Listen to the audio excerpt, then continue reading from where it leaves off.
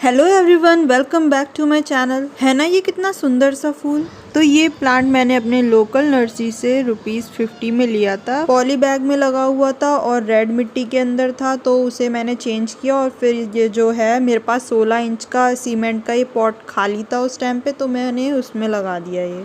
तो अब ये प्लांट एक ही स्टेम का था और अब देखिए कितनी सारी इसमें स्टेम्स आ गई हैं।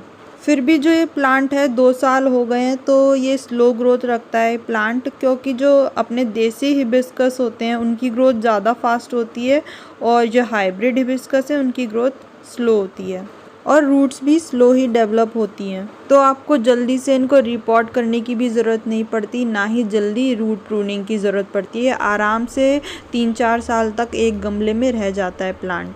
हिबिस्कस के लिए आप कैसे भी पॉट ले सकते हैं, और चाहे सीमेंट हो, सेरेमिक वगैरह कैसे भी पॉट ले सकते हैं, लेकिन जो साइज़ है वो मिनिमम आप 12 इंच रखेंगे ना तो बहुत सही रहता है। मेरे पास एक ये ऑरेंज डबल पेटल में एक देसी वैरायटी का प्लांट भी है, तो देखिए इन दोनों का कंपैरिजन।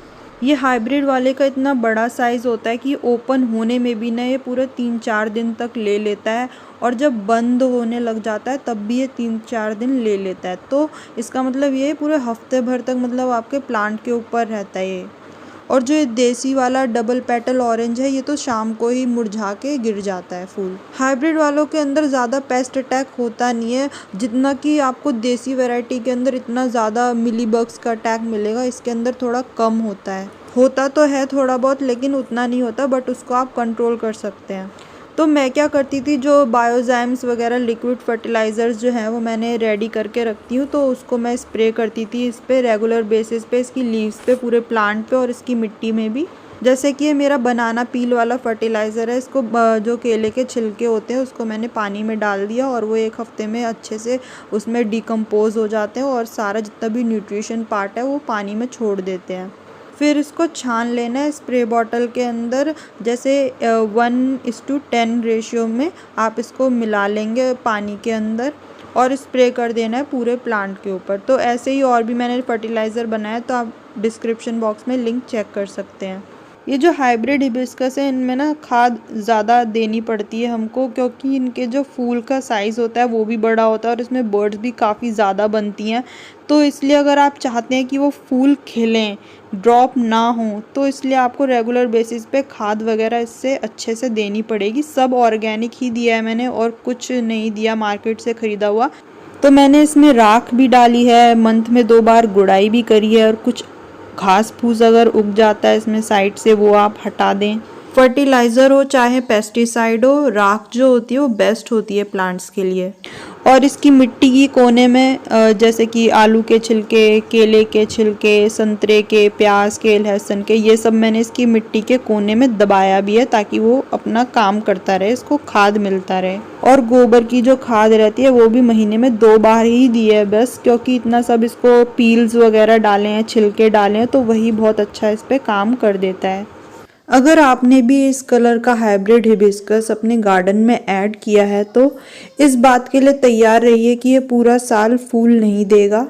कुछ हाइब्रिड हिबिस्कस होते हैं जो कि आपको समर्स में भी अच्छे खासे फूल देते हैं, बट इसके साथ ऐसा नहीं है। केवल बारिशों के बाद में ही इसमें कलियां बनती हैं, उसके बाद में अक्टूबर या फिर नवंबर में बर्ड्स ब्लूम करना स्टार्ट हो जाती हैं। और बारिश के बाद ही आप इसको फुल डे के धूप में रख सकते हैं अप्रैल तक। तो बर्ड्स बनती रहेंगी, खिलते रहेंगे अप्रैल तक, ऐसा आपको देखने को मिलेगा। तभी फूल आएंगे, बाकी टाइम इसमें फूल नहीं आते। और बाकी टाइम आप इस प्लांट को रख सकते हैं पौधों के बीच में या फिर ऐसी जगह पे जहाँ पे धूप कम मिले, क्योंकि ज़्यादा धूप में इसकी जो पत्तियाँ हैं वो ब्राउन हो जाती हैं, जल जाती हैं। तो जब इसमें फूल का सीज़न आए तभी आप इसको फुल डे के धूप में रखें, क्योंकि फूल इसमें बारिश के बाद ही लगते हैं और हर फूल देने वाले पौधे को या फिर फल देने वाले पौधे को धूप की ज़्यादा रिक्वायरमेंट रहती है। और बारिश के टाइम पे अगर मिट्टी हमेशा गीली रह रही है तो उस चीज़ का आप ध्यान रखें, मिट्टी एकदम वेल ड्रेन बनाए, गमले के नीचे होल होना चाहिए। तो बारिश में भी अगर आपका ये प्लांट रखा हुआ है तो कोई दिक्कत की बात नहीं है। और वैसे जब भी आपको इसकी ऊपर की मिट्टी ड्राई लगे तब आप पानी दें। और इसको रूट डिस्टर्बिंग भी चलती है, बस आपको लगा के हवादार छाया जगह पे इसको रखना है, हाइब्रिड वाले खासकर। या फिर बारिश के टाइम पे कर रहे हैं तो पौधों के बीच में रख दें। जब ज़्यादा ठंड है या फिर तेज़ की गर्मी पड़ रही है तब ना तो आपको इसको रिपोर्ट करना है और ना इसकी छटाई कटाई जड़ों की करनी है और ना ही अपर प्लांट की करनी है। और बिना मौसम अगर आपने कुछ ऐसा काम किया तो ये ज़िंदा नहीं बचते प्लांट।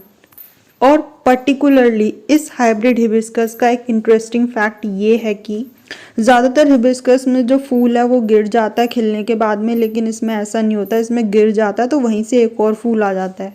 ऐसा हर कली के साथ नहीं है, बट कुछ कुछ कली के साथ ऐसा हुआ है। तो अगर उसी बर्ड में से एक और फूल आना होता है तो वो आ जाता है, अगर नहीं आना होता तो कोई दिक्कत की बात नहीं है। तो मैं इसलिए अब इसका जो सूखा फूल है ना वो मैं हटाती नहीं हूँ, उसी में ही लगा रहता है और वो अपने आप गिर जाता है। तो बस यही थी सारी इन्फॉर्मेशन इस प्लांट के बारे में। अगर आपको वीडियो अच्छा लगा है तो प्लीज़ लाइक करें, मेरे चैनल को सब्सक्राइब करें। Thank you for watching.